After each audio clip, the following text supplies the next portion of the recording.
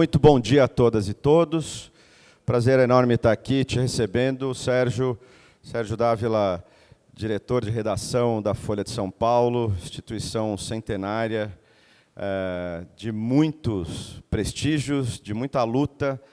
Quero te dizer, Sérgio, que a FAP, em algum sentido, se comunica com isso.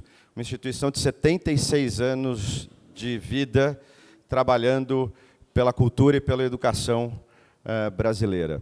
A FAAP é uma instituição contemporânea, tem a pretensão de se atualizar todos os dias, Sérgio, e hoje é parte de uma dessas propostas que nós temos de permanecermos contemporâneos, atualizados, e para a gente conseguir enfrentar os desafios, tanto profissionais quanto civilizatórios, que o mundo nos exige. E por conta disso, pessoal, combinamos aqui com a Folha de São Paulo, por interlocução e articulação da professora Edilamar, coordenadora do curso de jornalismo, e o Fábio Portela, que veio compor o time com essa pretensão da gente transformar as áreas de comunicação institucional e de oferta de educação de ensino a partir da FAAP. Quero agradecer também a presença do nosso diretor-geral acadêmico aqui, Rogério Massaro, que nos prestigia. Mas, por articulação desses dois atores, e com a anuência, obviamente, com o trabalho da Folha de São Paulo, a partir do Sérgio Dávila, faremos, a partir de então, um convênio com a Folha de São Paulo para ampliar o debate com um ciclo de palestras e uma programação de oferta de estágios na Folha de São Paulo para os alunos da FAAP. Naturalmente, isso vai gerar uma série de oportunidades de atualização, de melhoria e de prática no processo construtivo profissional de todos vocês. Estou muito feliz com essa parceria, estamos entusiasmados e espero que a gente, a partir dela, consiga ampliar ainda mais os nossos horizontes de andarmos lado a lado com essa instituição que a gente que muito nos honra com a presença e que nos dá muito prestígio com a sua aula magna hoje. Espero que aproveitem. Muito obrigado pela presença maciça. Professora Edilamar, obrigado pela articulação e propósito. Sérgio, boa aula. Obrigado mais uma vez. Conte conosco. E a todos vocês, uma ótima aula magna e bom dia para todos.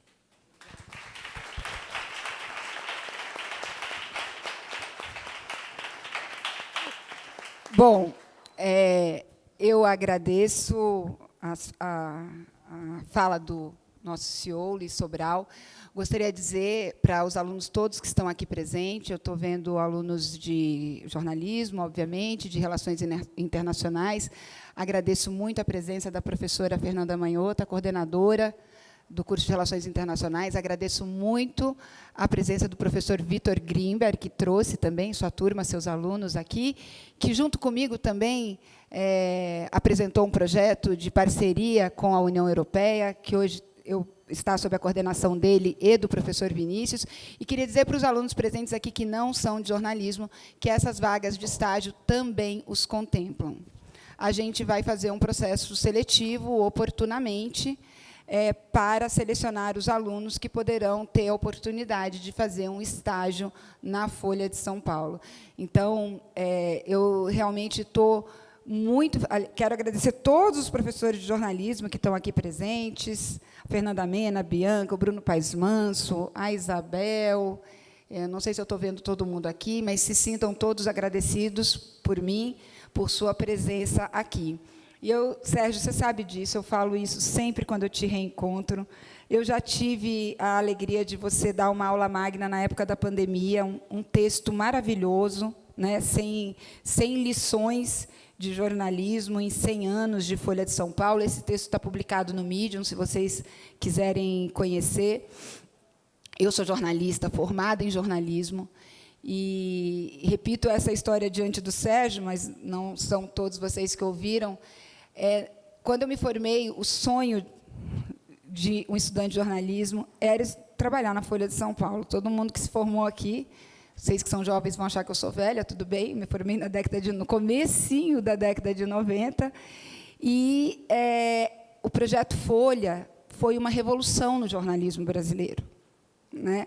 Um projeto um tanto liderado pelo Otávio Frias Filho e que tinha a missão, o objetivo de tornar o jornalismo uma atividade com a maior...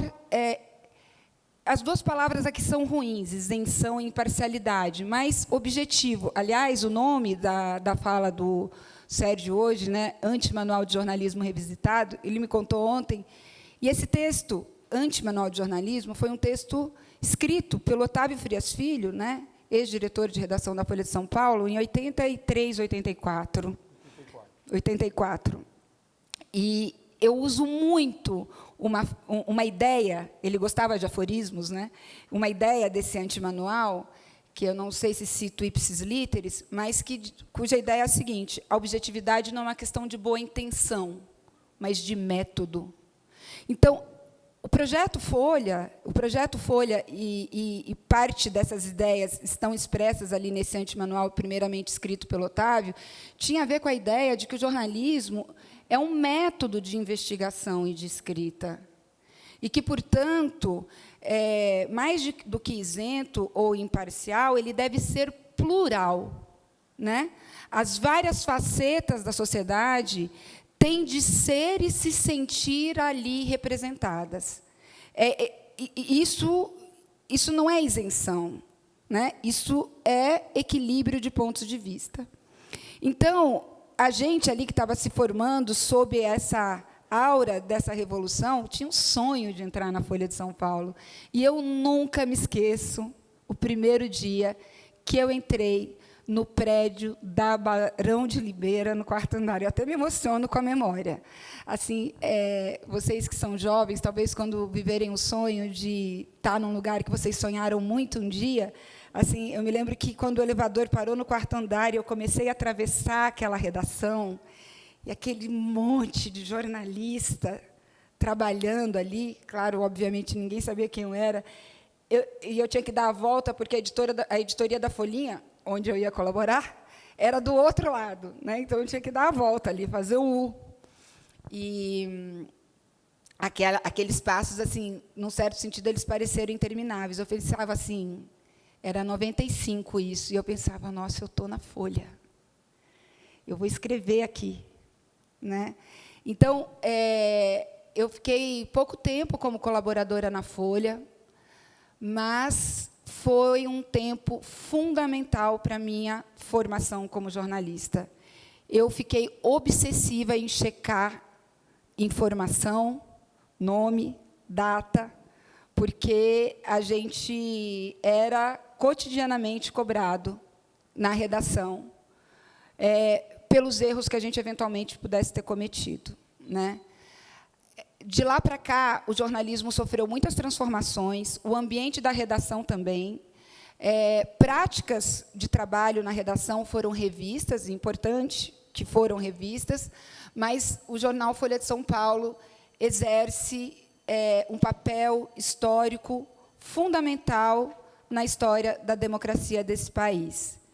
Então, por isso, é uma honra muito grande para o curso de jornalismo da FAAP, para a FAAP como instituição, poder celebrar essa parceria com a Folha e inaugurar em breve um ciclo de debates Folha-FAAP, que serão transmitidos ao vivo, com curadoria do jornal e de uma equipe de professores aqui da FAAP, e também dar oportunidade para alguns de vocês de poder experimentar o trabalho cotidiano numa redação de um grande jornal e de um jornal centenário como a Folha de São Paulo.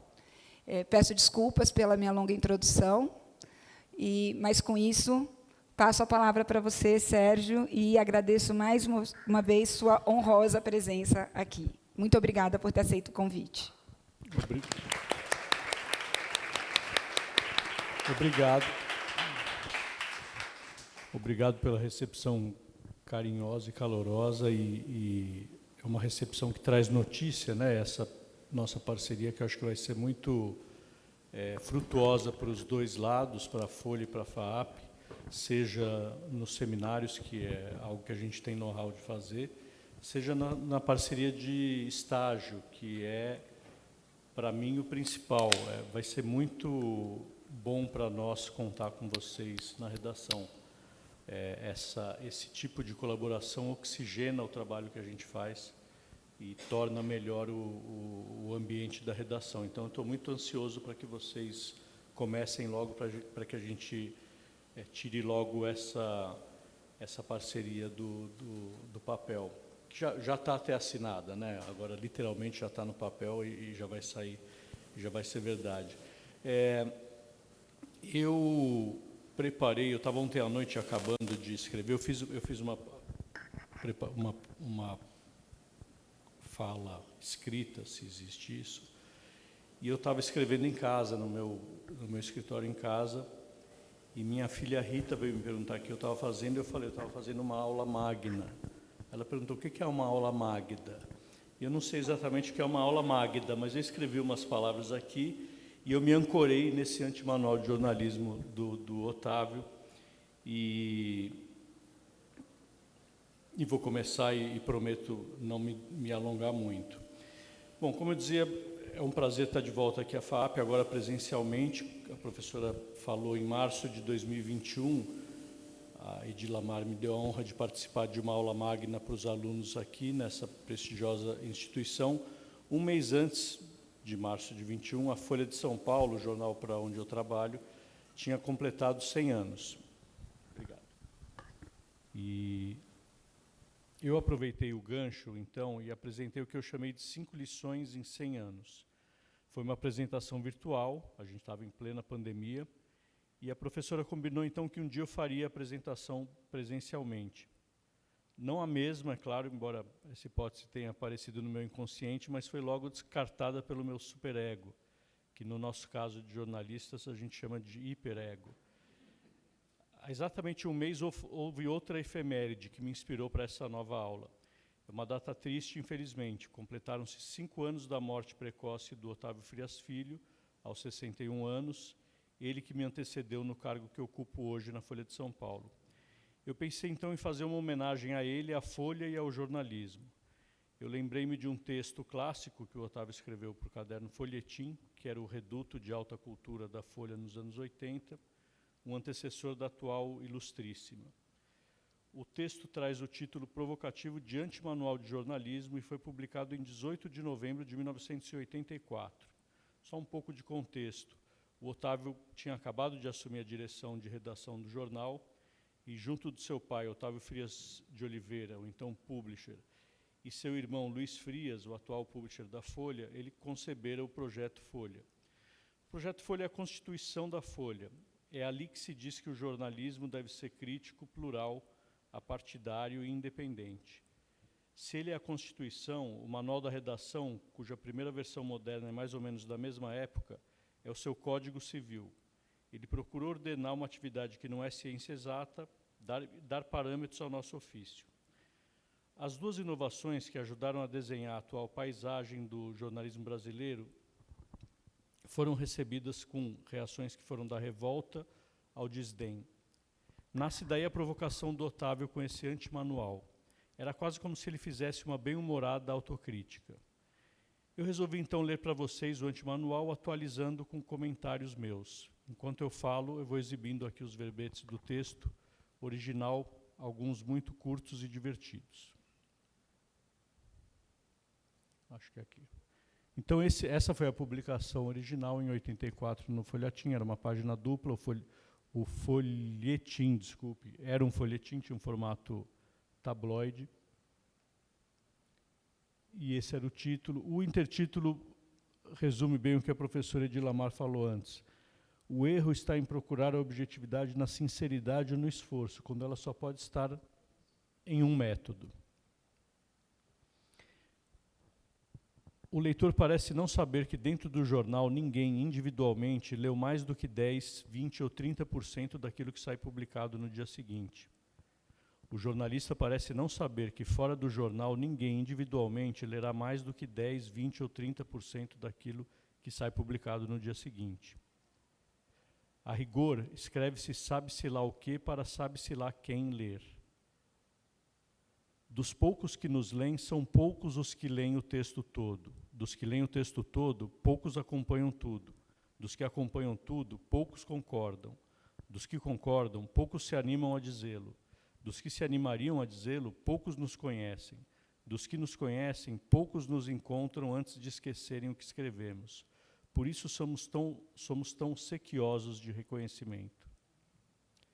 Seria interessante, se fosse antes possível, realizar um estudo que tomasse o universo dos leitores de cada texto publicado, a fim de determinar entre eles qual o percentual de pessoas que conhecia o tema melhor do que o jornalista que redigiu o texto sobre ele. Tudo indica que esse percentual seria surpreendentemente alto. O leitor é sempre especialista em alguma coisa e leigo nos demais. Ele é arquiteto, eletricista, bancário. O jornalista também. Ele é especialista em escrever no jornal. Embora provável que a maioria dos leitores de cada texto seja composta de especialistas, atraídos pela seção ou pelo título, é também provável que a maioria dos textos lidos por cada leitor esteja fora da sua especialidade. De uma coisa e de outra decorrem, respectivamente, falta de credibilidade e a credibilidade do jornal. Nesses primeiros posts, entre aspas, antes mesmo que existissem posts, ou tweets, antes mesmo que houvesse Twitter, que agora nem mais Twitter é X, e responde a demandas jornalísticas com emojis de cocô, Otávio fala da relação entre o leitor e o jornalista. É historicamente uma relação tensa.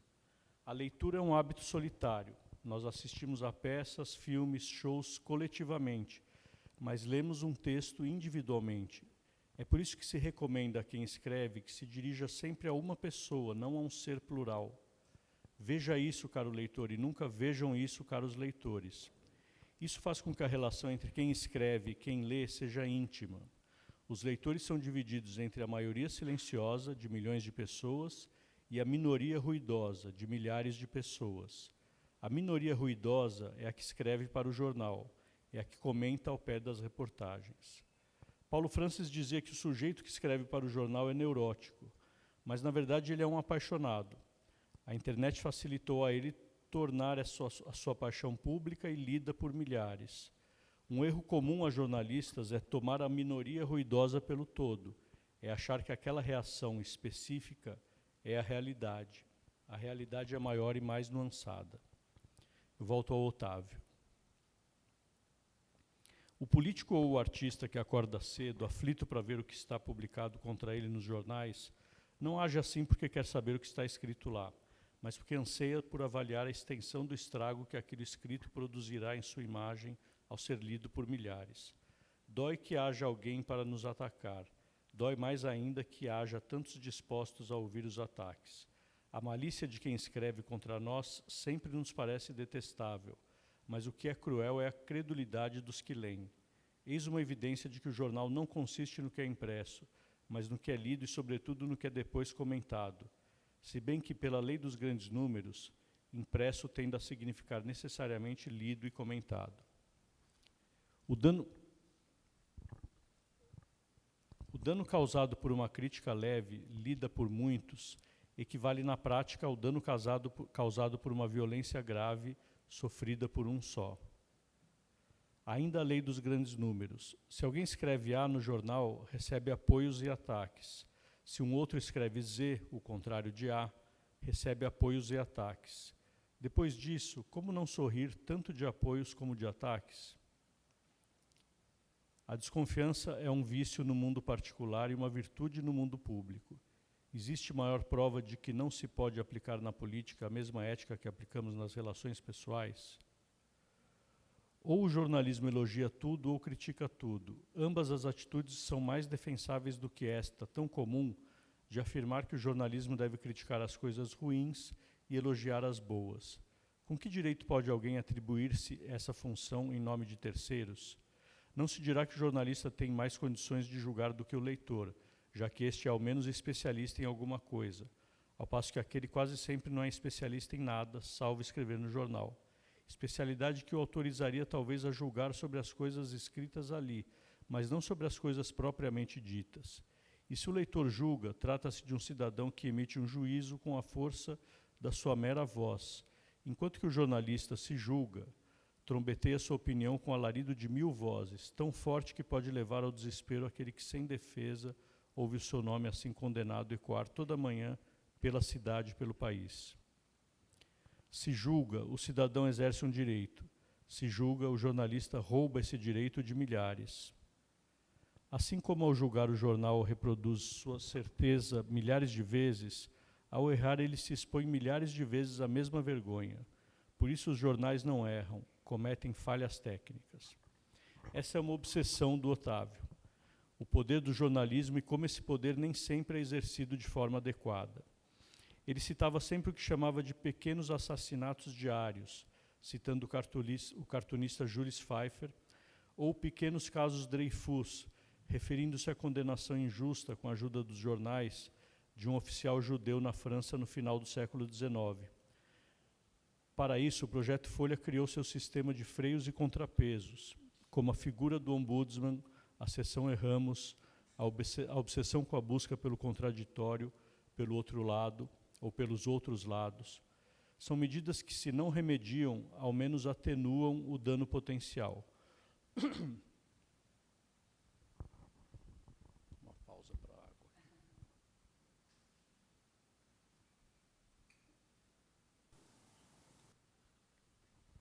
Eu volto ao Otávio. Uma jornalista, essa para mim é a melhor frase, é só um aforismo, mas enfim. Uma jornalista me contou que o seu vizinho de apartamento era assinante do jornal em que ela trabalhava. Todo dia de manhã, quando saía, essa jornalista via o jornal na soleira da porta do vizinho, que ela não sabia quem era e nunca tinha visto. Ela me disse que se sentia como se aquela soleira fosse o túmulo do leitor desconhecido. É burra essa frase. O poder do texto não resulta apenas de ele ser impermeável à réplica. Ao ler, admitimos uma carência que o texto de alguma forma preenche e sem a qual não o leríamos. E essa atitude em qualquer leitura é também, por definição, a atitude que adotamos quando lemos pela primeira vez na vida. A autossuficiência do jornal é a insuficiência do público. A força da escrita é a fraqueza da leitura. Mas tudo o que vale para o jornalista vale em grau menor para o leitor, porque este, à sua maneira, também é repórter. Quando lê o jornal, ele observa e ouve, examina, apura, conclui e finalmente relata nas suas conversas. O leitor está para o jornalista, assim como o jornalista está para a fonte. Um manual não muda, ao menos enquanto dura sua vigência, e por isso pode ser usado inúmeras vezes. Um antimanual muda a cada momento e por isso é útil apenas uma vez, quando se vai contribuir para a redação de um manual. Um manual dá sempre a mesma solução para situações que não são as mesmas. Um antimanual dá soluções que não são as mesmas para uma situação que é sempre a mesma. Redigir um manual. Um antimanual é um manual de manuais. O objetivo é aquilo que existe a despeito de nós mesmos. Quem falou isso foi o Charles Sanders Peirce, o matemático, o cientista americano que é pai do pragmatismo. Não é preciso que eu exista para que a água congele a 0 grau. A estrutura do Édipo existe independentemente do meu ponto de vista. O que é objetivo só deveria ser dito de uma maneira. Entre inúmeras maneiras técnicas de dizê-lo, há uma que é sempre a melhor, mas o melhor se transfere para novas maneiras conforme a técnica melhora. O que é objetivo hoje era subjetivo até ontem. Ser objetivo é expulsar as coisas da própria cabeça e devolvê-las ao mundo de onde vieram. Foi esse o exemplo de Copérnico e de tantos outros. As coisas ou já são objetivas ou ainda vão ser. Não existe objetividade dada. O erro está em procurá-la na sinceridade ou no esforço, quando ela só pode estar em um método. O que não é objetivo pode objetivar-se com o tempo, o desenvolvimento de novas técnicas de verificação da verdade, novas descobertas e revelações, etc. Enquanto isso não acontece, a objetividade tem de ser extraída a duras penas do conflito entre as subjetividades e da sua crítica recíproca.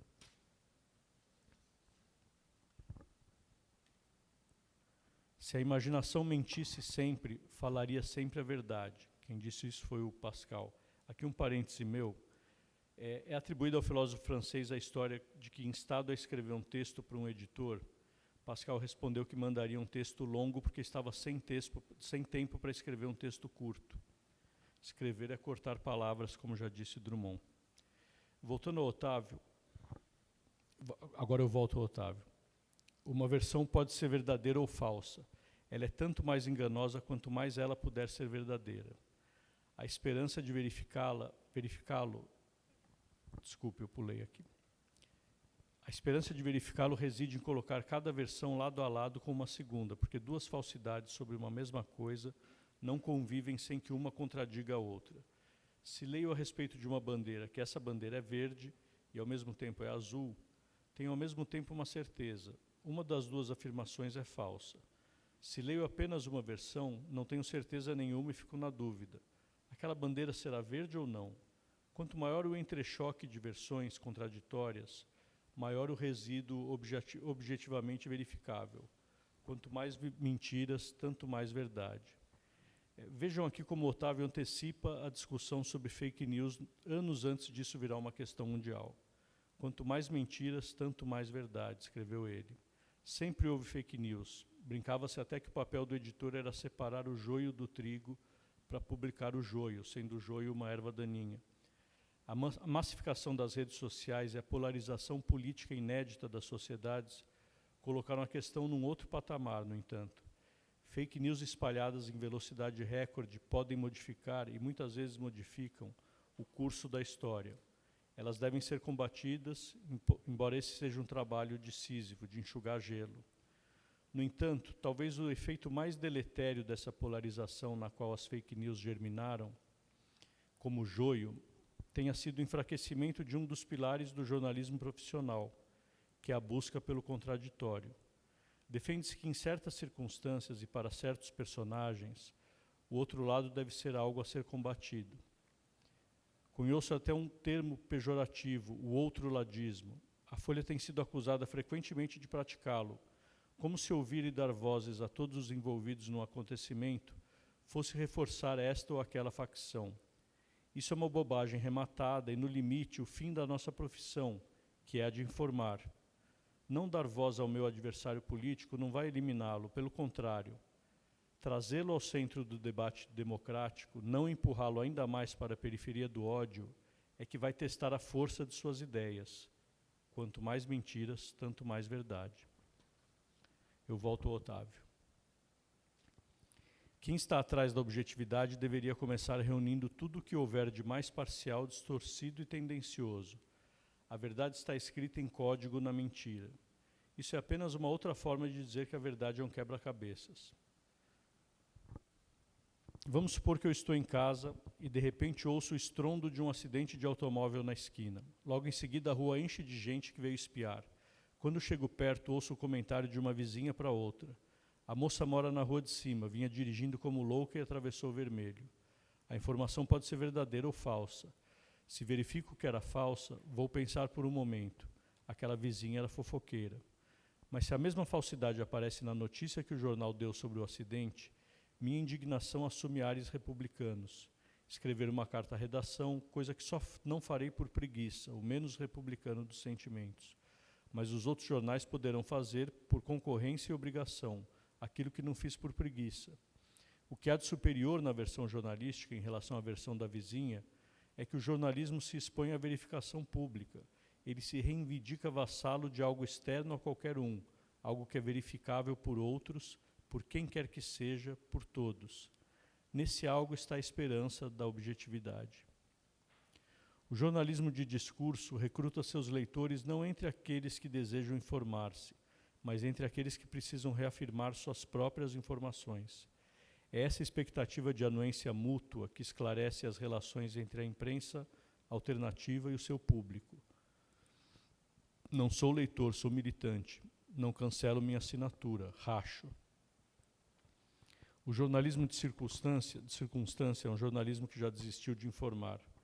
Nele não se usa o lead, por exemplo, porque é inútil hierarquizar informações. O texto sempre será um caldo onde flutuam fragmentos selecionados pela subjetividade caprichosa do jornalista. O caldo é desordem, e a informação, pelo contrário, significa ordem. Ou é uma versão deliberadamente subjetiva, legítima por ser ilegítima toda ambição de objetividade. Legitima por ser ilegítima toda ambição de objetividade. Se os cientistas tivessem agido dessa maneira, nunca teria havido ciência. A objetividade terá atingido a sua possibilidade mais radical apenas quando qualquer texto sobre qualquer assunto só puder ser escrito de uma única maneira, não importa por quem nem quando. Está claro que não é o jornalismo quem se revela incapaz disso. A própria linguagem humana ainda não alcançou, exceto talvez na matemática, esse nível de precisão.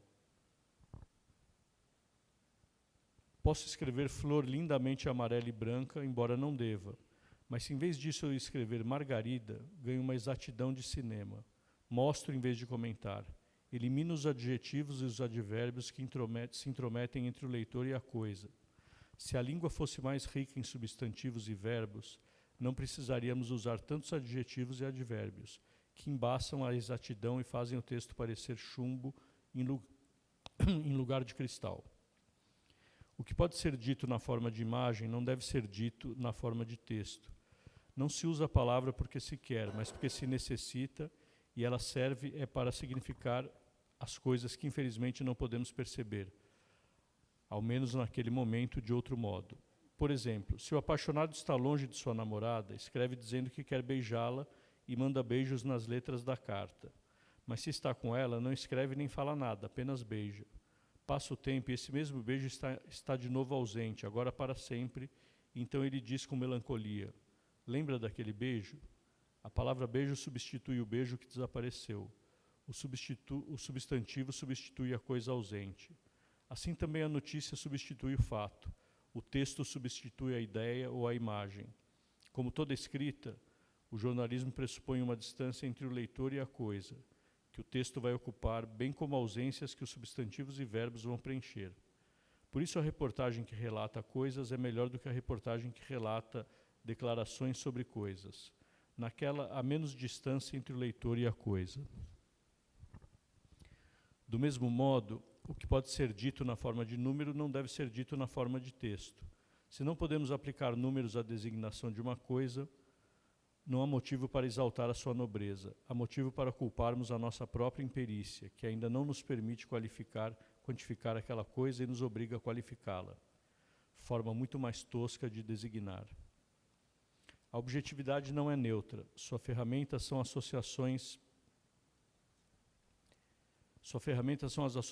que se formam no cérebro do leitor. Em vez de o sentido ocorrer na superfície do jornal, ele se cria na superfície da mente de quem lê. O jornalismo sempre lida com as superfícies e, aliás, não é estranho que o jornal se apresente sob o formato de lâminas de papel, planos aos quais quase falta uma terceira dimensão.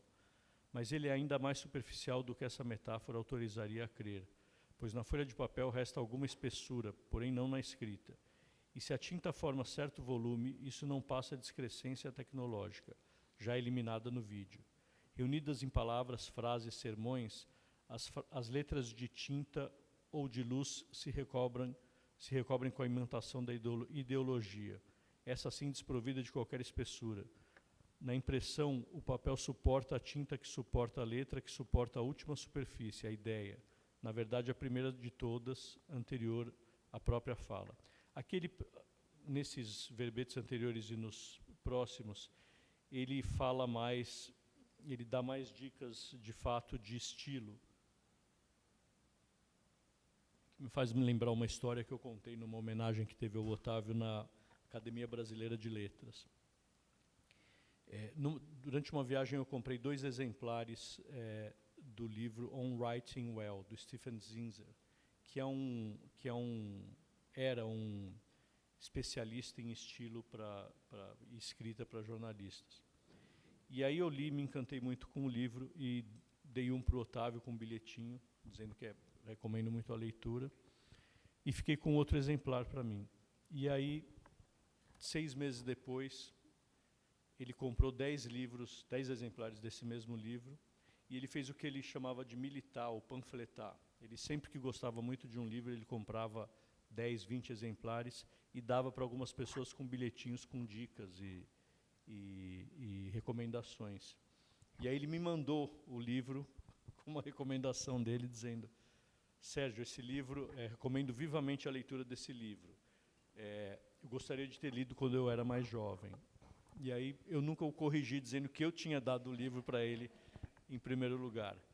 Bom, ele gostou tanto da leitura que na época a Folha tinha um selo literário, chamava 3 Estrelas, e ele pediu que a gente comprasse os direitos do Cinzer e fizesse a tradução. Na tradução ele próprio cuidou e eliminou muita coisa. O Cinzer era muito apaixonado por beisebol, então tinha muita dica para quando você vai narrar uma partida de beisebol, o que evitar, quais jargões evitar e tal.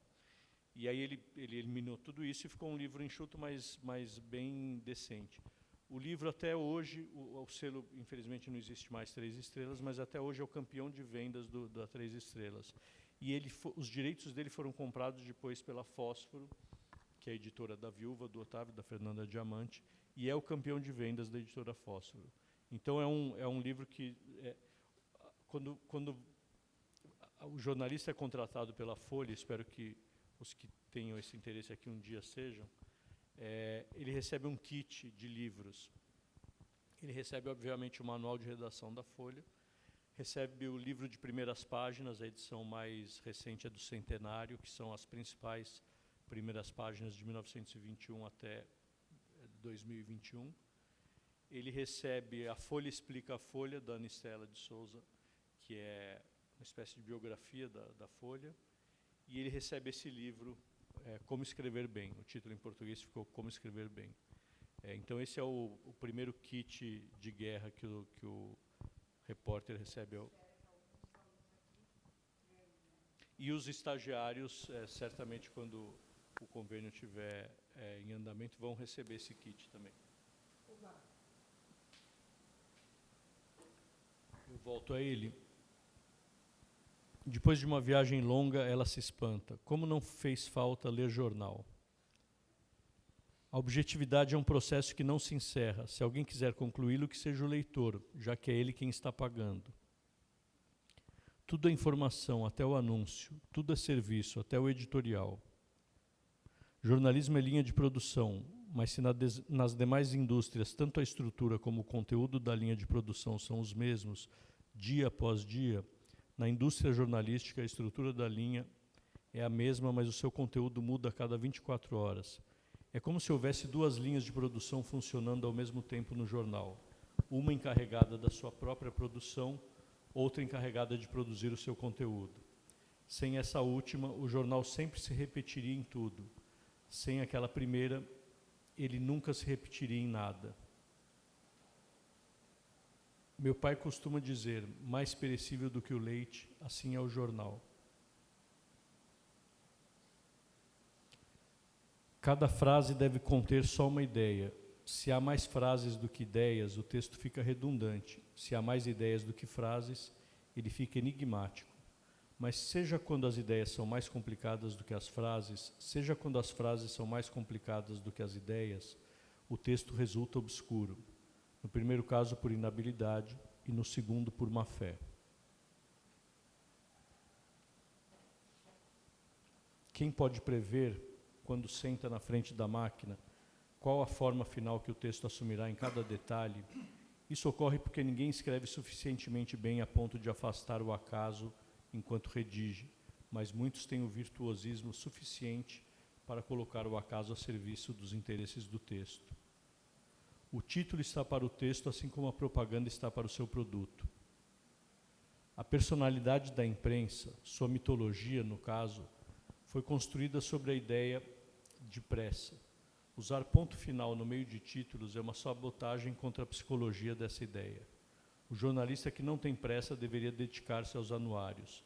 O leitor que não tem pressa deveria esperar pela revista do fim de semana. E aqui o último. Dizem que um grande jornal começa a morrer 10 anos antes de fechar as portas. Não é menos verdade que um grande jornal começa a nascer 10 anos antes de lançar a sua primeira edição. Aqui um contexto final. Em 1984, a Folha lutava contra seu principal adversário, que era o Estadão, para ser o jornal de referência de São Paulo, mais lido, o que efetivamente acabou acontecendo. Quando Otávio diz que um grande jornal começa a nascer 10 anos antes, ele está falando de sua visão para a Folha, visão que ele acabou vendo realizada em vida. E é essa visão que nós nos dedicamos, os quase 300 jornalistas e 150 colunistas e blogueiros que hoje escrevem no jornal. São profissionais diversos e, desde 2019, fruto da iniciativa de diversidade que o jornal vem promovendo, são profissionais também valorosos e guerreiros. Aguentaram 4 anos de ataques diários, estimulados e muitas vezes protagonizados pelo principal poder da República. O objetivo dessa minha fala, muito mundana para ser chamada de aula magna, é justamente conclamar os presentes a cerrar fileiras nessa trincheira. É a trincheira do jornalismo profissional, é a pior e a melhor das profissões. Obrigado.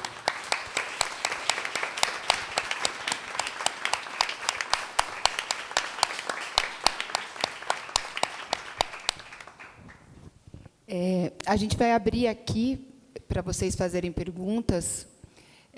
A gente teve essa conclusão do Sérgio, né, muito emocionante, porque há poucos dias atrás, há poucas semanas atrás, nós tivemos um evento aqui no Centro de Convenções, apresentando os novos jornalistas contratados, né, para a FAAP, não só para o curso de jornalismo, eles estão atuando primeiro no curso de jornalismo, mas a atuação deles pode se estender, segundo a vontade, a disponibilidade deles.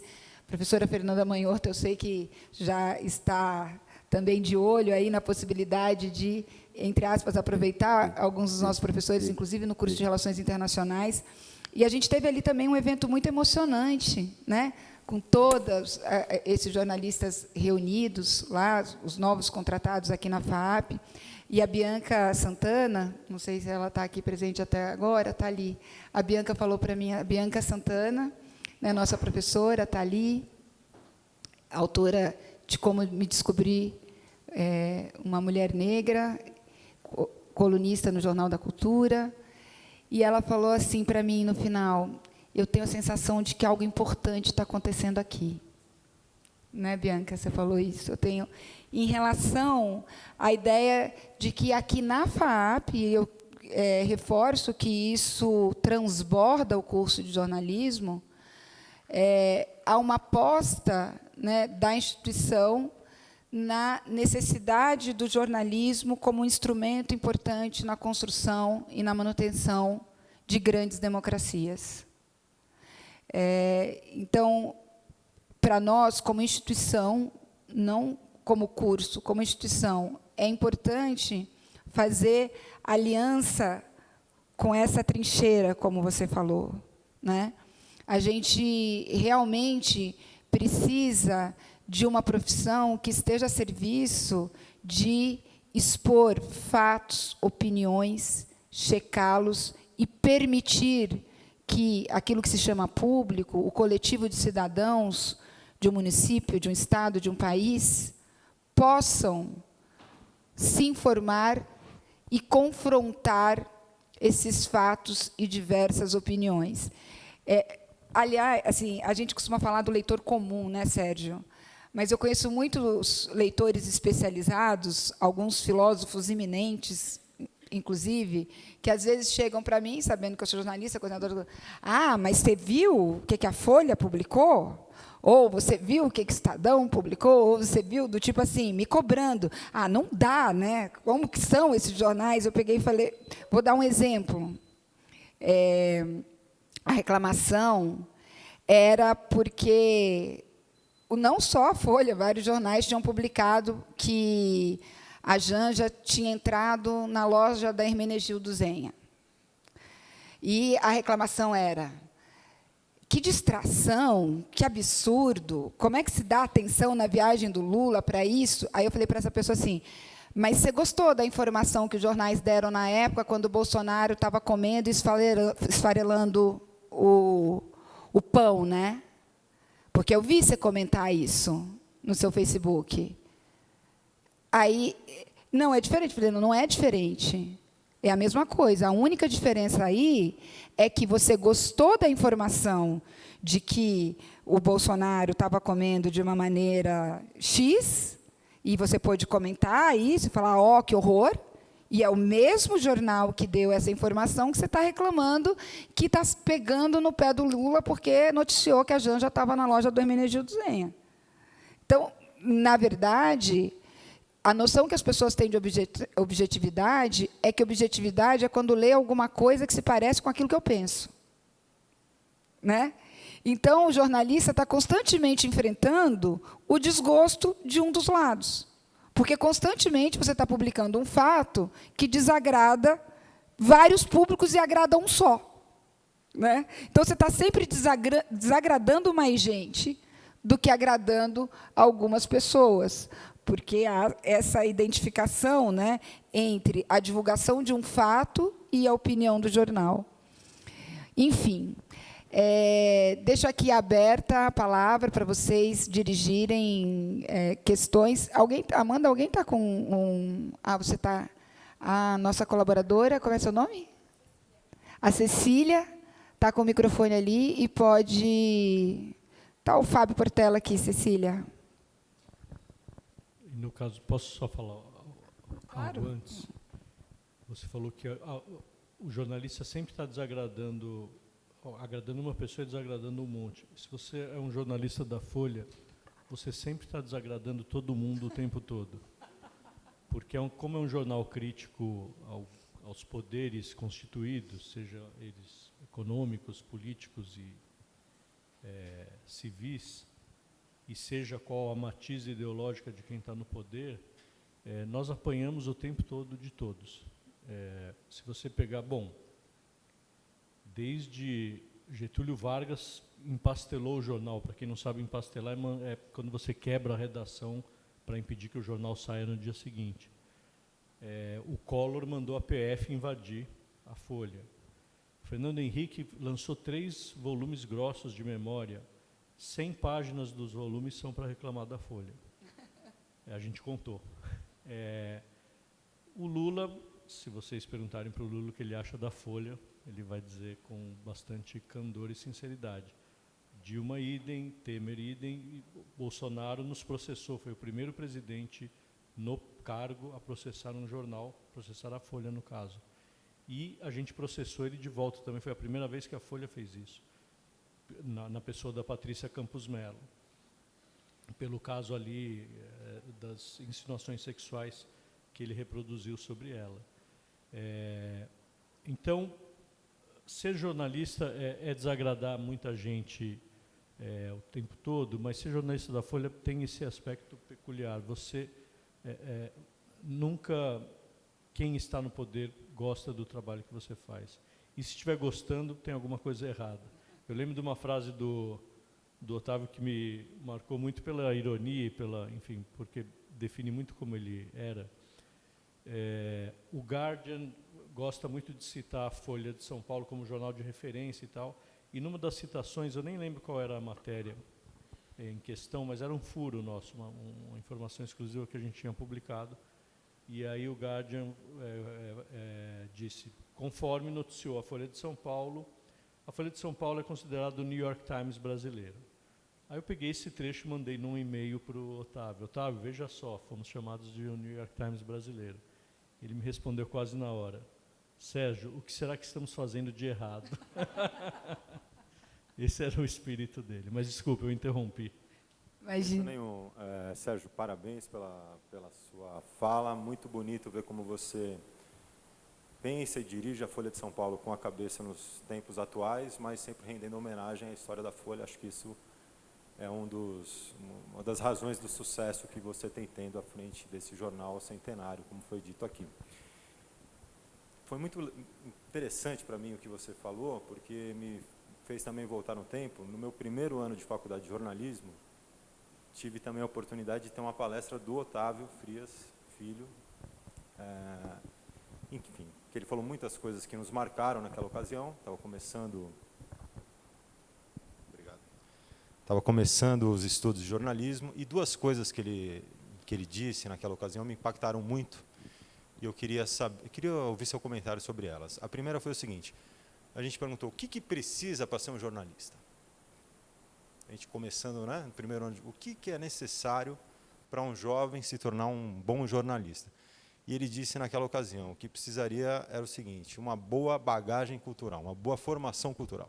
Você tem que ter lido os livros importantes, tem que ter visto os filmes importantes, tem que ter tido acesso a uma formação cultural sólida. Se você tivesse isso, em 6 meses na Folha de São Paulo, você sairia um jornalista formado, completo e pronto para atuar no mercado. Queria ouvir de você hoje, em 2023, isso continua sendo uma verdade? E a outra coisa que a gente conversou, alguém perguntou, Otávio, para eu ser uma pessoa bem informada, basta eu ler a Folha de São Paulo? Acordo de manhã, leio a Folha inteira. Sou uma pessoa bem informada? E ele disse, olha, por via das dúvidas, pelo menos 3 jornais você tem que ler. Pode escolher quais você quiser, mas você tem que ler 3 jornais, até para ter 3 visões diferentes sobre cada acontecimento, para cada fato, e formar daí a sua opinião.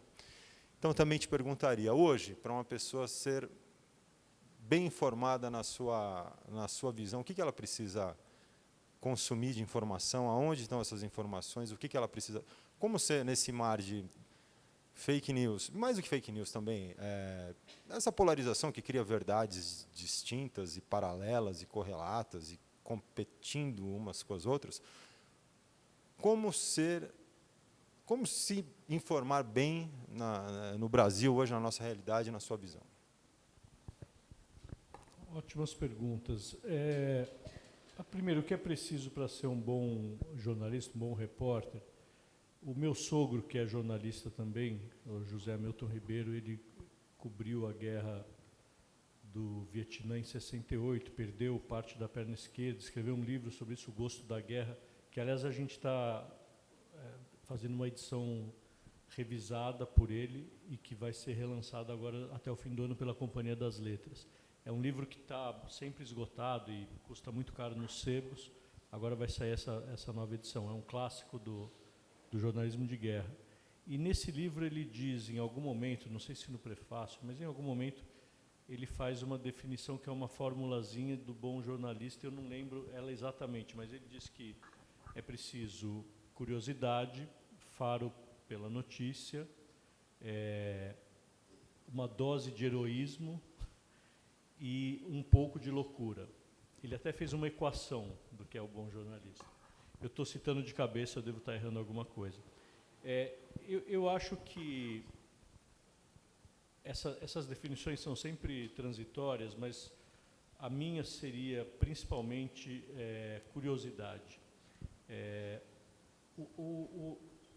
A tecnologia evolui, muda. Hoje em dia a gente faz jornalismo de uma maneira muito diferente da época desse antimanual e da época que o meu sogro foi à guerra, certamente, mas algo que não muda, independentemente da tecnologia, mesmo com inteligência artificial, que é uma ferramenta que a gente tem usado muito na Folha, muito agressivamente no bom sentido.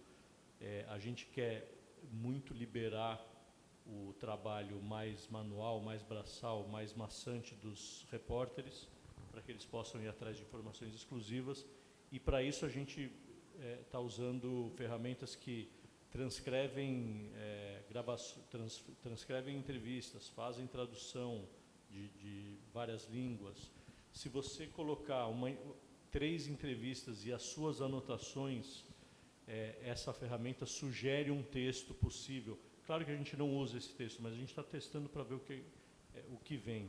Enfim, independentemente do avanço tecnológico das ferramentas disponíveis, o nosso material básico, como jornalista, é o furo, é a informação exclusiva.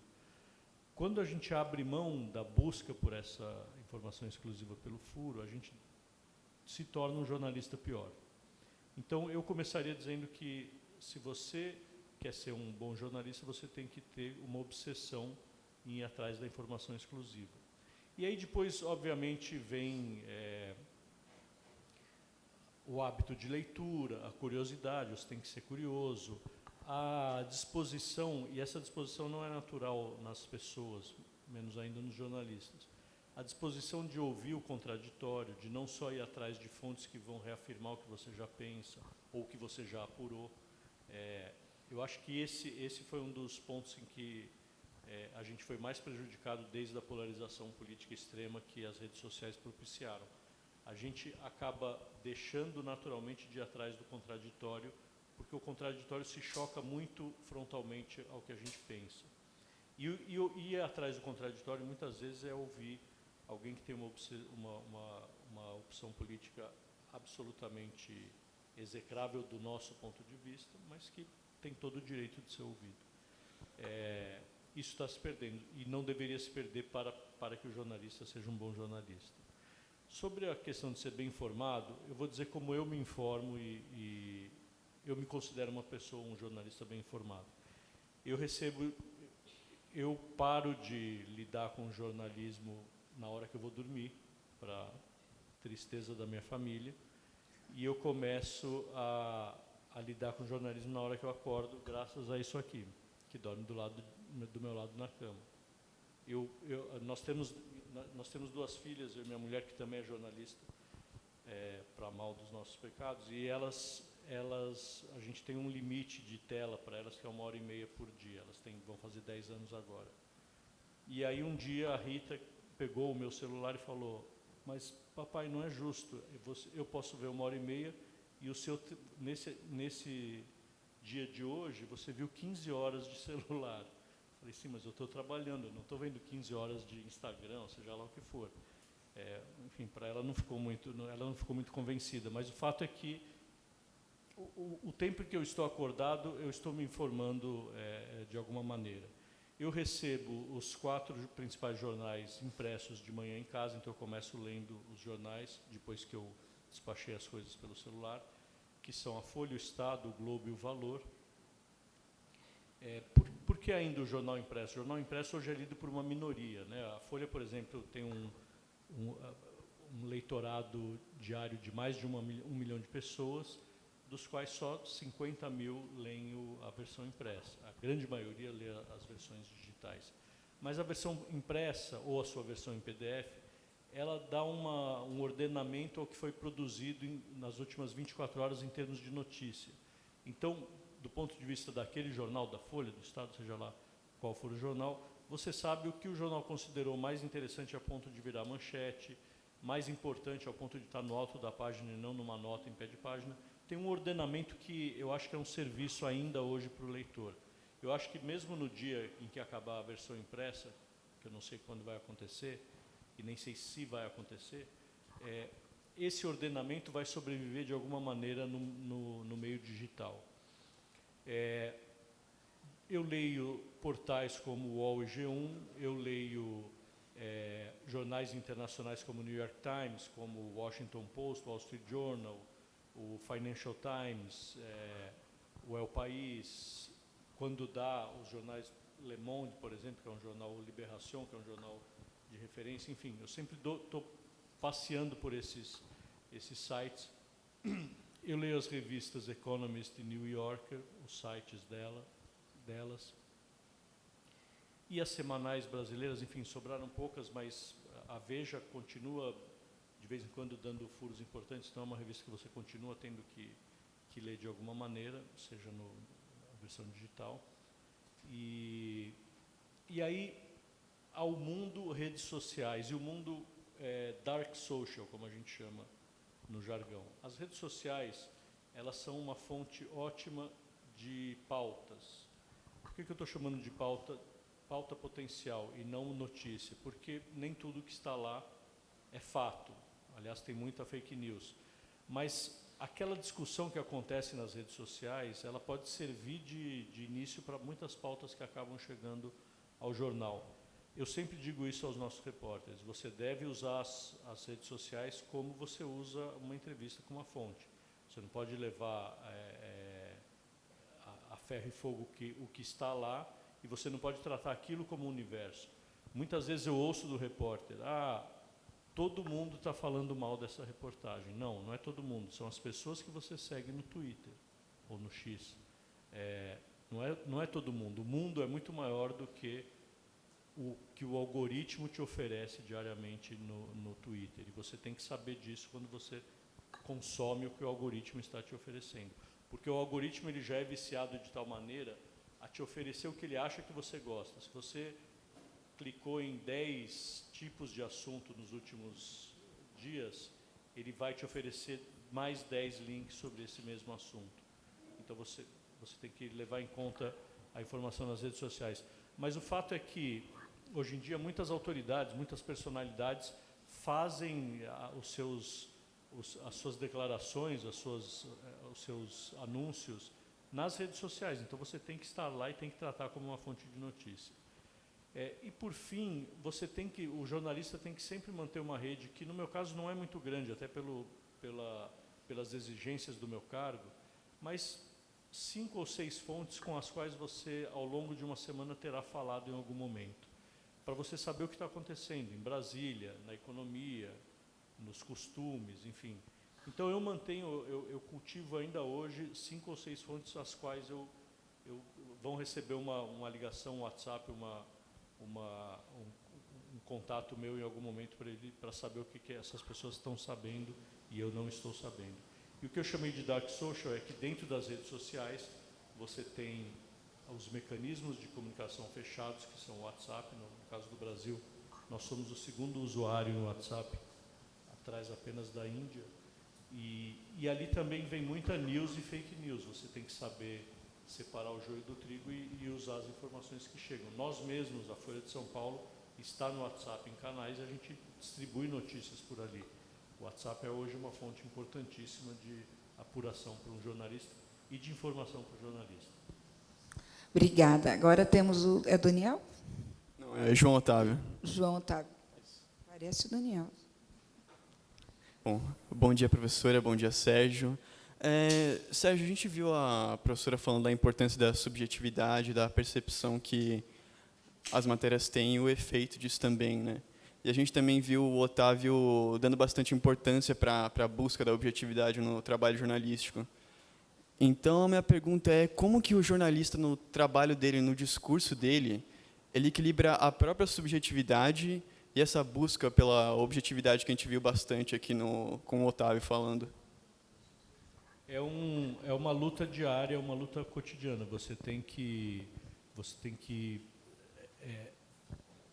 O que define essa nossa profissão e esse anseio para ser o mais próximo possível ao fato, à verdade, é que você nunca desista de perseguir a objetividade. Você nunca vai alcançá-la. É quase como o horizonte, a linha do horizonte. Ela sempre está lá, mas quanto mais você se aproxima dela, mais distante ela vai estar. Mas você não pode abrir mão da perseguição por essa linha do horizonte, por essa objetividade. Porque é nesse objetivo que você tem de alcançar a versão mais objetiva possível que você vai chegar mais próximo do que aconteceu. Se de princípio você já abre mão dessa busca, provavelmente o material que você vai produzir, seja texto, seja áudio, seja vídeo, ele vai ser parcial e contaminado pelas suas próprias opiniões ou pelas opiniões das pessoas que você ouviu. Por isso que eu insisto em ouvir sempre contraditório. Se você tem uma apuração muito concreta, você tem que ter essa disciplina e esse exercício de buscar versões que contradigam aquilo que você acabou de escrever, para ver se essa versão que você tem passa no teste do contraditório. É um ótimo exercício isso para o jornalista. A objetividade mesmo não existe, mas ela deve ser buscada como método, como disse o Otávio. E a verdade é um mito. A verdade, para algumas pessoas, a minha verdade é diferente da sua. Se a gente vê o mesmo fato, a gente vai dar 2 versões diferentes e a gente vai acreditar que está falando a verdade, nada mais que a verdade. Cabe ao jornalista se cercar do maior número de fontes possíveis para poder chegar a uma versão mais próxima desse valor inatingível. Eu vou fazer um comentário aqui nisso que você está falando, porque eu comento com os meus alunos em sala de aula, quando eu atuei como repórter, quando eu escrevi reportagens, seja para televisão ou como texto escrito, e você tem a sua vida social, seus amigos, né? Eu ficava muito contente quando eu fazia uma reportagem que abordava algum tema polêmico e meus amigos que liam, viam o que eu tinha feito, chegavam para mim e perguntavam assim: mas tá bom, Dila, mas e você? O que você pensa sobre isso? Isso, para mim, eu falo para os alunos, você conseguir escrever uma reportagem e os seus leitores não saberem qual é a sua opinião sobre o assunto, é a prova de que você fez a coisa certa.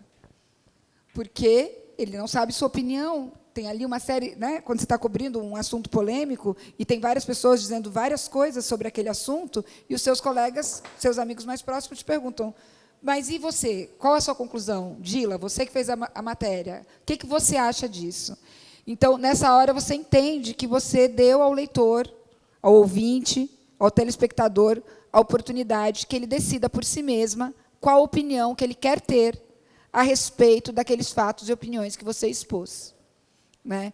Então, e essa é uma coisa que a gente insiste muito aqui no curso de jornalismo. Aliás, queria dizer para todos que estão aqui, até vou te justificar, muitos alunos têm aula agora 11h10, né? Os alunos de jornalismo estão liberados para permanecerem aqui, mas provavelmente muitos alunos de relações internacionais voltaram para suas aulas. Então, daí que alguns dos estudantes, imagino, saíram dessa exposição. Mas, não foi alguma coisa que eu falei? Eles não foi. Só para você saber aqui o funcionamento. Mas queria dizer para todos que estão aqui que tanto essa fala do Sérgio será publicada no nosso portal no Medium.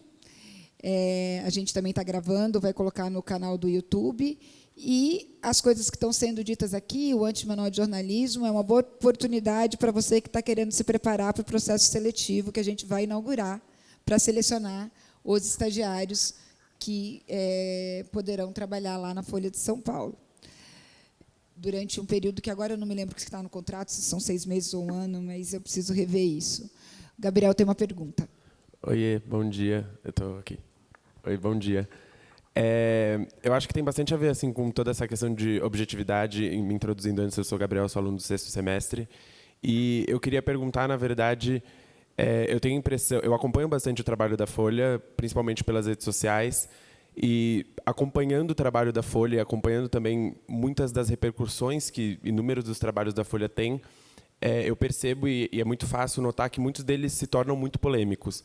Alguns versam muito pelo etarismo, alguns por preconceitos com neurodivergências, outros com chamadas e títulos e subtítulos bastante, acho que isso vai parecer uma acusação um pouco forte, mas talvez tendenciosos. A minha pergunta é se faz sentido para a Folha deixar claro qual é o crivo principal, assim, quais são os critérios para uma coisa ser ou não publicada na Folha, para deixar claro exatamente o que pode ou não ser publicado na Folha de São Paulo. O que passa a impressão, na verdade, o que eu estou querendo dizer é tudo pode ser publicado na Folha, porque assim, eu entendo e acho que ficou claro aqui, fica muito claro para a gente que estuda jornalismo, que a multiplicidade e a multilateralidade de informações e de opiniões é muito importante para a manutenção de uma democracia, mas acho que talvez exista uma linha bastante tênue entre garantir essa multiplicidade e dar espaço para coisas que não deveriam estar dentro de um debate político, porque exatamente ultrapassam os limites de um debate respeitoso e minimamente consciente. Assim. Então, a minha pergunta, resumindo, é essa. Aonde está o crivo da Folha de São Paulo e qual é essa linha que se segue para entender se tudo pode ou não ser publicado na Folha?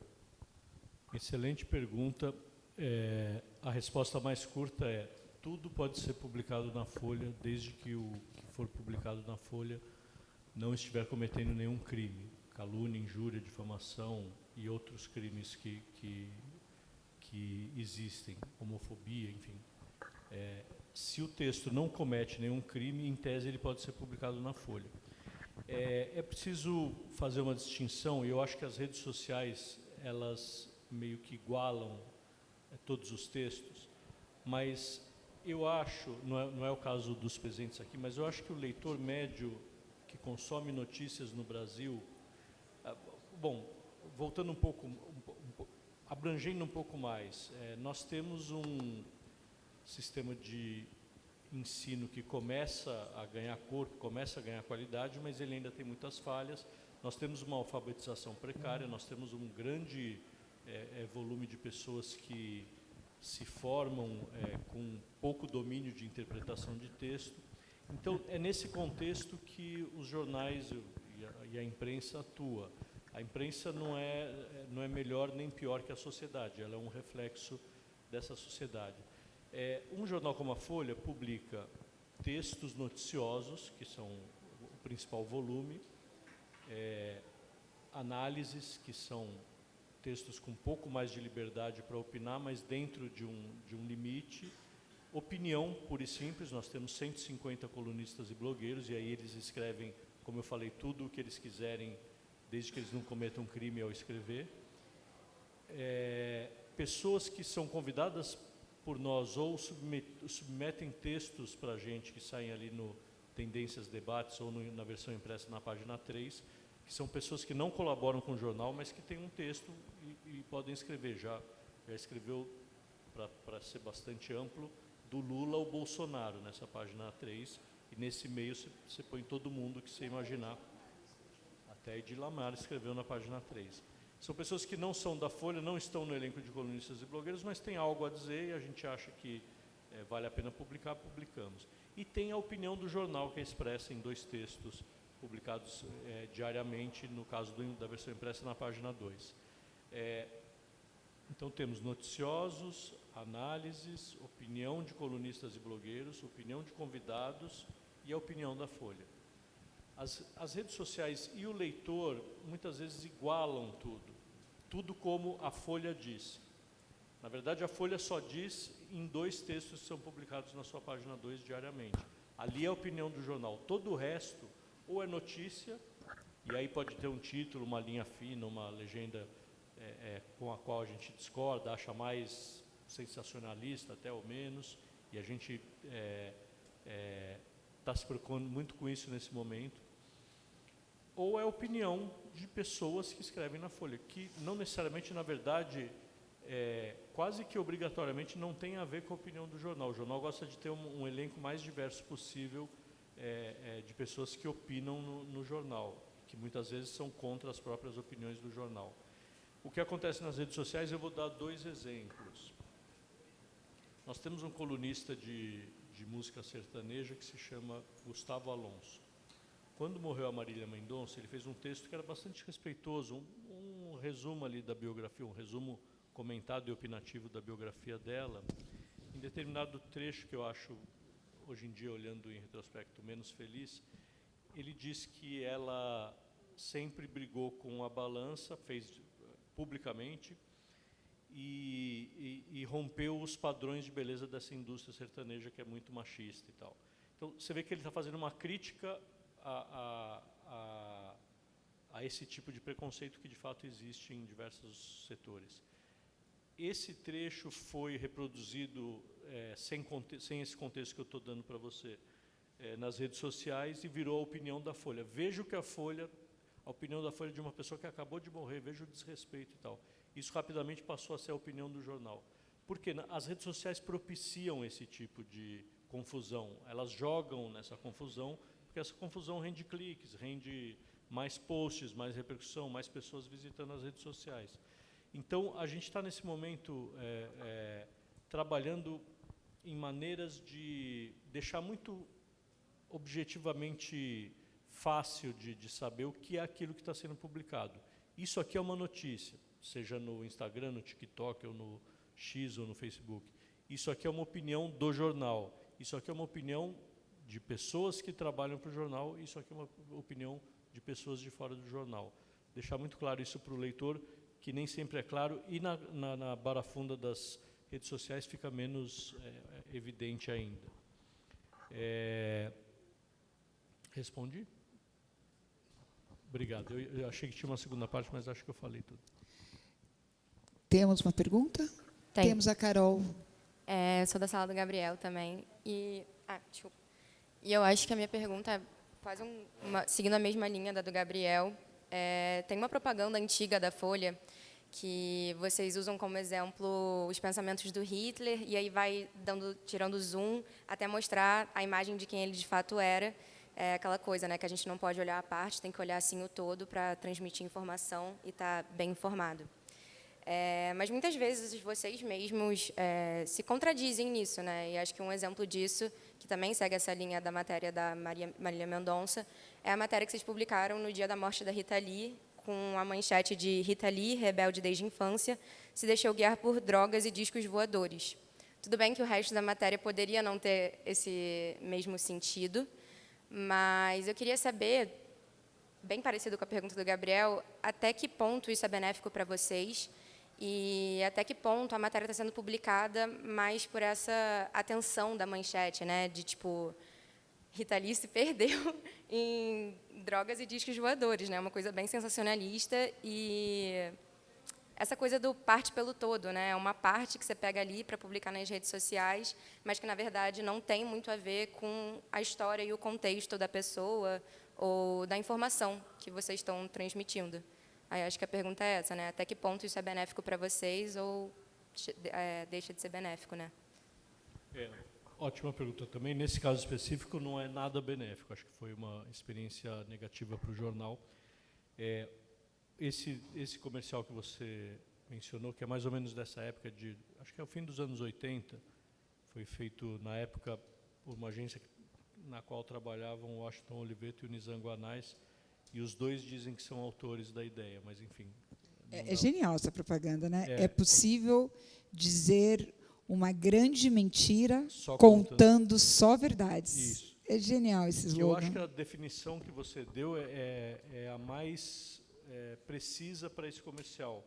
Você tomar a parte pelo todo. Quer dizer, você forma a parte com um monte de informações que, quando você vê o todo, dá outra coisa.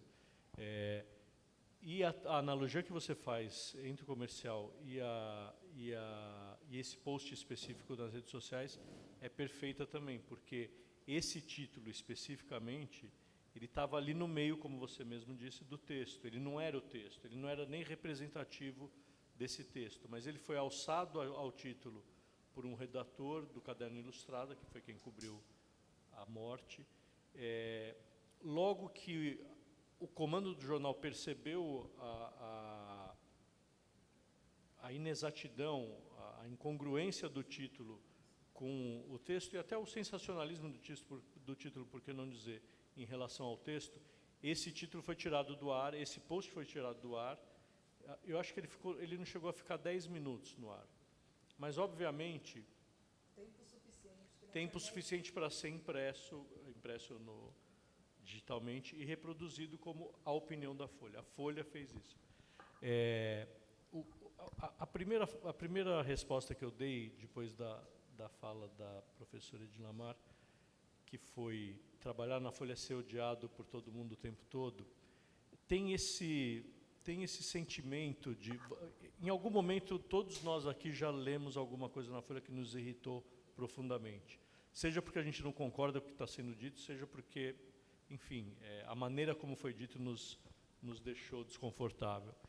Então, toda vez que o jornal pisa na bola, e nesse caso é uma pisada na bola óbvia, todo esse sentimento vem à tona e fala: a Folha não dá, não consigo mais ler esse jornal, é sensacionalista, que absurdo, desrespeitando uma pessoa que acaba de morrer, uma pessoa querida que acaba de morrer.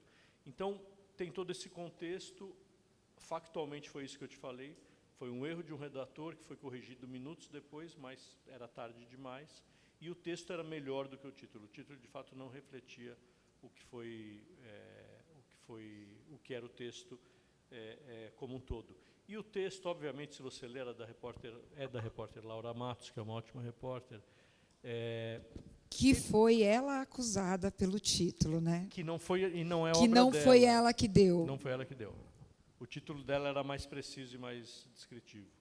Que foi o que ficou, se você entrar hoje para ver no jornal, é o que está no ar. Era inescapável nesse momento você dizer que a Rita Lee, até porque ela falava disso abertamente, tinha sim uma militância em relação às drogas e foi até presa por isso, nos anos 80, se não me engano, com o Gil. E falava também em seus livros de experiências com extraterrestres, digamos assim. Não sei exatamente o termo que eu usaria, mas, enfim, fora da Terra, vamos chamar. Então, não é que essas informações foram inventadas, e não é que elas eram uma nota em rodapé na carreira da Rita Lee. A dos discos voadores até ok, mas a das drogas era muito presente o tempo todo. Ela falava disso, estou há não sei quanto tempo sem usar drogas, era algo público. Não tratar disso seria hipocrisia. A gente não pode fazer uma sanitização de uma pessoa só porque ela acabou de morrer.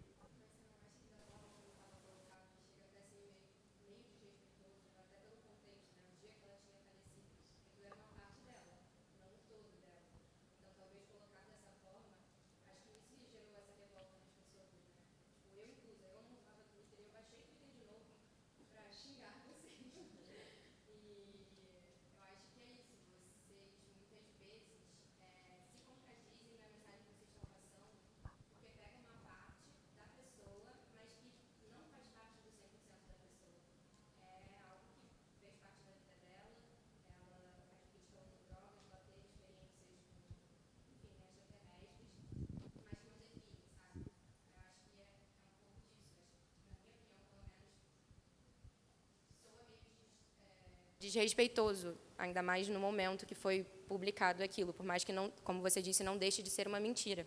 É algo que era uma parte dela.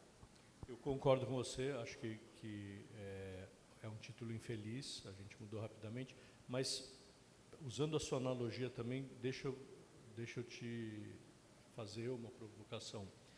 Porque esse título que você está falando é de um texto, ele fazia parte de um texto que era de 90 textos que a gente publicou sobre a Rita Lee. E não era o principal. O principal que dizia Rita Lee morreu hoje na capital, blá, blá, blá, tinha outro título, era um título mais factual. Esse era um texto de apoio, de 90 que foram publicados entre opiniões, análises, entrevistas, históricos e tal. Então, também esse título desse texto era parte de um todo muito maior, muito mais abrangente, muito mais condigno com a personalidade que ela era. E tão logo foi percebido esse erro, ele foi corrigido. Agora, houve outros casos, você nem mencionou, mas eu poderia mencionar. A gente errou em outros títulos de textos de apoio de pessoas, de celebridades que morreram recentemente. Eu não lembro exatamente o título que a gente deu por um texto sobre Aracy Balabanian, que a gente mudou rapidamente também, mas aí já tinha viralizado.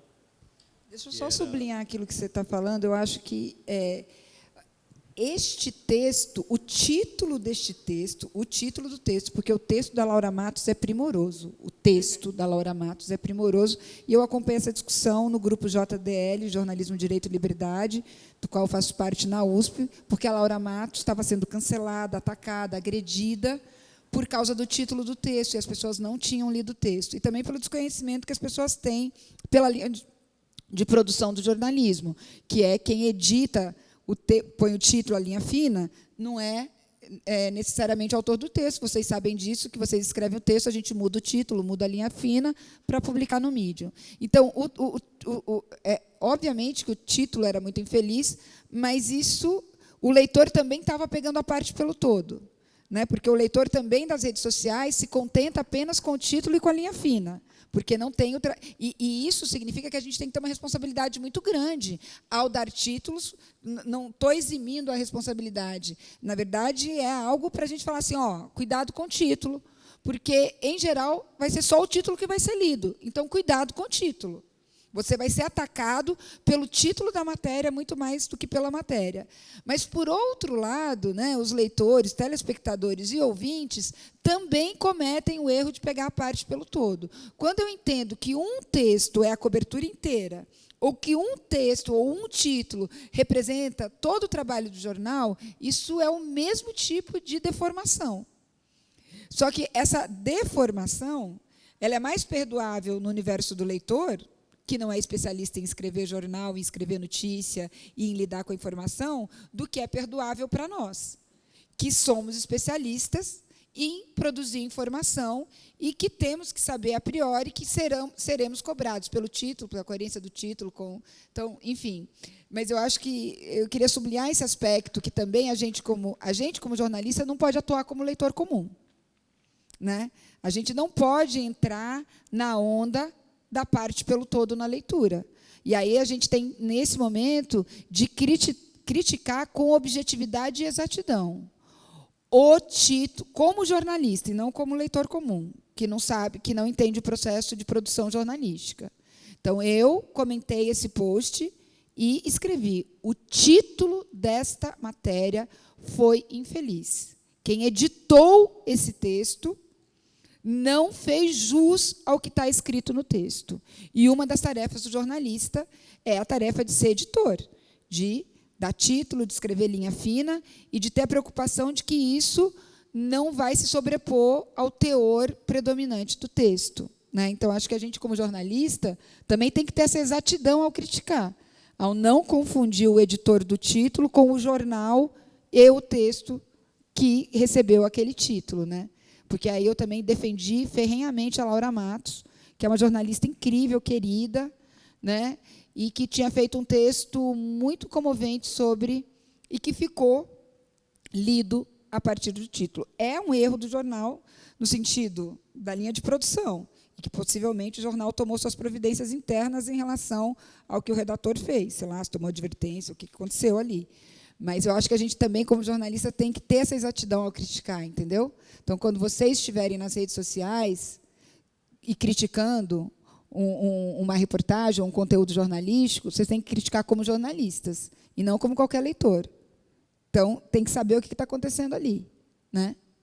E tem uma camada a mais que se acrescenta a esse processo industrial de produção de um conteúdo, que é: o repórter produz o conteúdo, alguém titula e dá linha fina, e esse título e linha fina serão ainda modificados mais uma vez ao serem postados, dependendo do meio em que ele vai ser postado.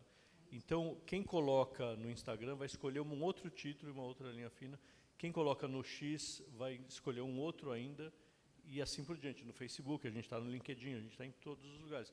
Quem vai disparar pelo WhatsApp, quem vai fazer o push dessa matéria para os celulares, você vê que o mesmo conteúdo pode ter 5 a 6 títulos e linhas finas diferentes.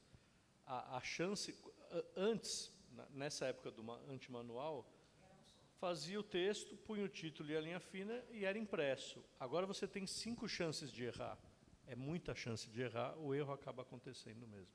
Nesse caso, a gente errou, foi na transposição para a rede social. E foi logo corrigido, mas, enfim, era tarde demais. Bom, Sérgio, quero agradecer a sua presença aqui. A gente já está aqui no adiantado da hora. E dizer, mais uma vez, que é uma honra enorme para nós. Para mim, pessoalmente, eu vou tomar essa licença, é a realização de um sonho, fazer parceria com a Folha. Então, acho que é importante para a instituição, óbvio que é importante para a instituição, é importante para o curso de jornalismo e, pessoalmente, é a realização de um sonho. Então, muito obrigada. Eu falo que eu entrei no jornalismo numa época, e a gente já comentou isso, essa é uma discussão que se faz no jornalismo. Na década de 80 e 90, o assédio moral era institucionalizado nas redações. Estou falando isso de uma conversa que nós já tivemos. E também me repito ao Sérgio, ao dizer isso, eu era muito jovem quando entrei na Folha de São Paulo, e eu sou muito feliz por ele ter assumido essa função, porque as pessoas eram muito demandadas, o jornalismo é uma profissão muito demandada, muito exigente, né?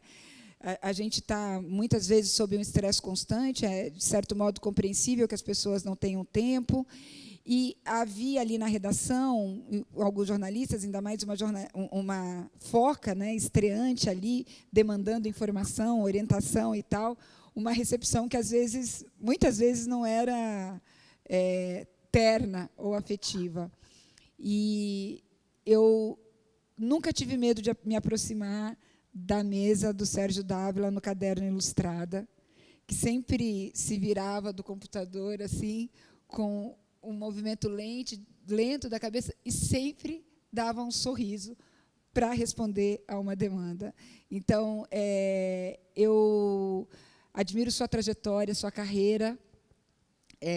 Acho que em outro momento a gente pode trazer aqui, eu queria hoje que você contasse, mas não temos tempo, pela admiração pelo Hamilton e pela coincidência da sua atual esposa, que você conheceu como namorado, que você descobre que ele era o pai dela. É uma história muito terna, interessante, mas, enfim. Eu tenho uma admiração pela postura que você teve, sempre ética no jornal, e de uma escuta sempre aberta. Né? Talvez estivesse ali uma foca orientando demandando uma orientação ou querendo vender uma pauta que pudesse não ser adequada, mas você sempre tinha aquela escuta do tipo, vai que é. Né?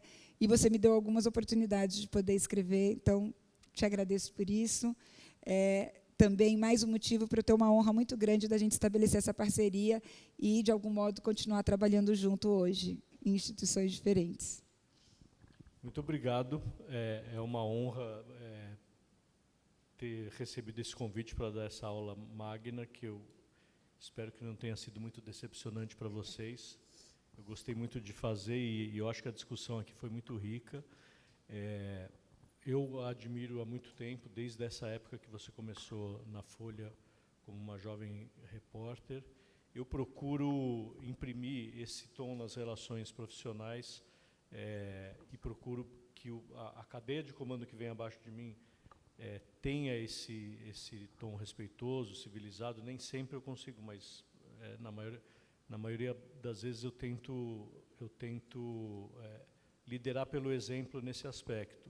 Porque, como você falou, as redações dos anos 80 eu não peguei, mas 90 e até a década passada eram ambientes tóxicos, eram ambientes machistas, eram ambientes, enfim, lembramos como era, né, Fernanda? E quando eu assumi o comando do jornal, eu quis imprimir duas bandeiras, ou duas marcas. A primeira é essa que você está falando, não necessariamente nessa ordem, tá? Porque eu acho que não há necessidade, em 2023, de você ter esse tipo de relação entre profissionais. E a segunda foi a da diversidade, que desde 2019 se tornou, de fato, uma obsessão nossa, e com resultados que já aparecem na redação, no nosso time de colunistas e blogueiros e tal. Então, poder falar um pouco desse trabalho a seu convite é uma honra para mim.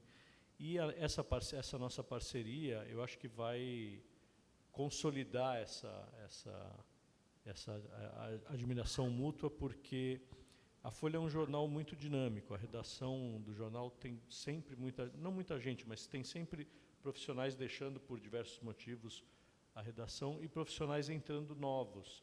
E nós temos também, de novo, uma obsessão de buscar entre trainees, ex-trainees, estagiários, as pessoas para preencher essas vagas que vão se abrindo naturalmente ao longo do ano. Então, se a gente vai ter essa parceria por 6 meses, eu vejo muita oportunidade de encontrá-los de novo na redação da Folha. E, principalmente, vocês que fizeram perguntas tão inteligentes e importantes. Obrigada. Obrigado.